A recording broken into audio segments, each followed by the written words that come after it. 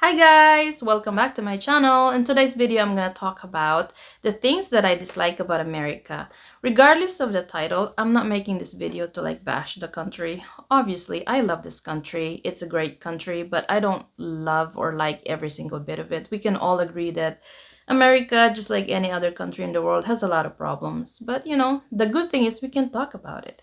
Second disclaimer is that when I say Americans, I'm not talking about all Americans. I'm not even talking about majority of Americans. I'm just talking about, the few bad apples in a bunch. Unfortunately, nowadays there's a bunch of bad apples. All right. The first one, I really thought about this and then I wasn't really sure how to deliver it. In my previous video, I did mention that one of the things that I love about this country is the freedom. On the other hand, you get to a point where you start to ask this question, like how much freedom is too much freedom? And I was thinking about that and then I came to the realization that freedom itself is not the problem, it's really the lack of responsibility. Here in America, people don't really want to be responsible for their actions or their choices. Of course, you're free to do whatever you want. You're free to make your own choices. I'm sorry. What was that? All right, I got distracted.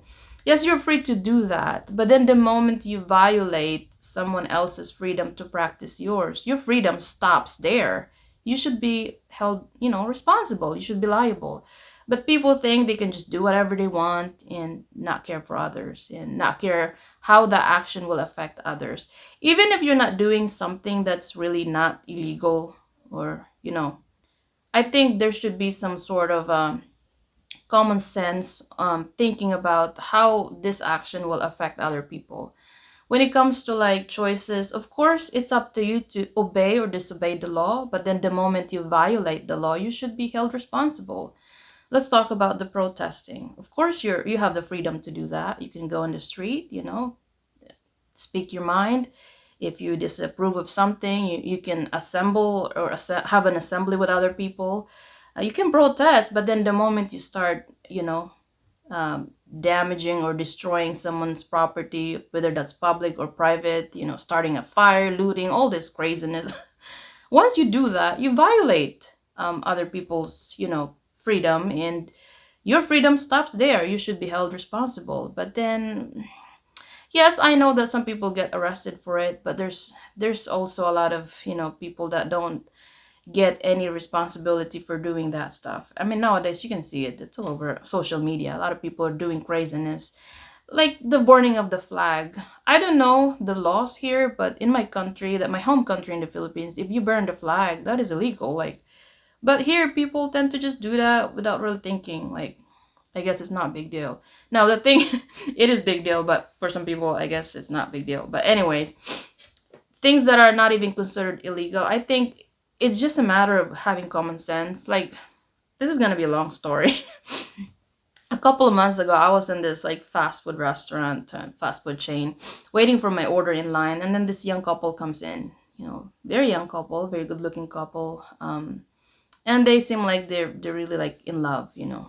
And I was like, oh, that's so cute. And then they start making out, and I'm talking about they're just kissing each other like what do you call that type, like a torrid kissing. And I was like, hold on a minute, in front of everybody, and there's kids in the restaurant too. And I was like, okay, I understand you have freedom to pursue whatever makes you happy, but that's a little too much in a public setting. How about go home and do that at home? People just don't think. And in my country, there's even a term for that. Like when people see something that's so outrageous, people say, oh, they're Americans. I know it's a bad thing, right? It's bad. Oh, they're Westerners. Westerners tend to do that. They don't care. They don't give. They don't care.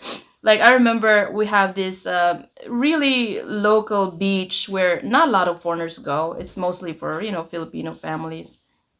And then one time there's this couple. I'm not sure if they're Americans. But the thing in the Philippines, especially back in the day, people don't really differentiate. If you're white, people just think you're American, which is a bad thing. But this couple, they're literally almost half naked, and everybody was freaked out because there's a lot of kids and family in this beach. And this couple just walking in the beach, you know, I know you're in the beach, you'd think, well, yeah, that's what you do, you wear a bikini. But no, they're like literally almost topless, and everybody's like holding their kids, like, oh, no, no, these Americans, they don't care. Like, I know it's like a term, like, oh, Westerners, they don't care. See, that's the thing. Like, it's not really illegal.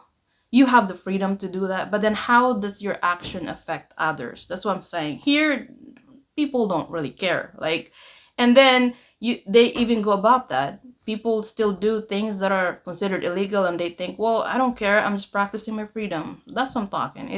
It's too much. You know what I'm saying? Like, another thing that I dislike about America is the political correctness here. It's really contradicting. You're supposed to have freedom of speech, and then you're supposed to have freedom to do whatever you want. But then certain people do certain things, and then all of a sudden it's offensive. Like, you're supposed to be able to pick and choose, what you say and what you do, because certain things are completely fine, completely okay, but then certain things are not. But then I do wonder, like, what happened to the freedom of speech? What happened to the freedom of choice? Aren't you supposed to free to do that? Then all of a sudden you're not. Okay, example. I used to work in this nonprofit Christian organization, and of course, because it's a Christian organization, every now and then there's prayers. Every now and then, especially during the holidays, Christmas, everybody says Merry Christmas to everybody. Now all of a sudden there was this thing where everybody was saying, well, you shouldn't say Merry Christmas. You shouldn't mention the word Jesus Christ because it's offensive to certain people. Okay, so it's okay to curse in every single sentence, but then saying Jesus Christ is offensive. Like, you can say whatever you want. Again, cursing and doing indecent things in public because you're free. I mean, yeah, you can. But then I say Merry Christmas to someone, that could get me fired. Like, what is going on? The craziness, man. Another thing that I dislike about America is the sense of entitlement. Not everybody, but some people feel like, they just have to complain about everything. And don't get me wrong, of course, some of the complaints are very valid. We can all feel that the economy is really not in its best shape.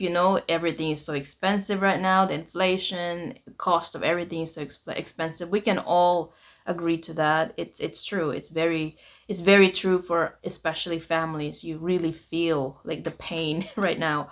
But if you think life in America is tough, can you imagine how tough it is for everybody else in another side of the world where the face of poverty is very different? And when I say poverty here versus poverty, like for example, the Philippines, it is two different things. Like, here you can be poor and still have a car. You can be poor and still have a house with an AC, running water, and electricity.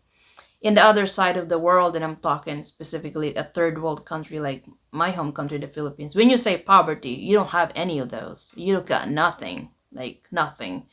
So, it's two different phases of poverty. So to complain about everything, it's really not good because, but then again, at the end of the day, you can really only speak for your experience. Yeah, a lot of young people that has not experienced that, for them, maybe the difficulty they're going through is that's the most difficult. But yeah, whenever I hear all this complaining about inequality and people complaining about, oh, I should be getting paid like $40 for doing this, and it's not fair. The problem with that is immigrants that are coming from other countries, they're willing to get paid half of what you're willing to take because they know that, any opportunity is good. Like, that's better than nothing. So, yeah.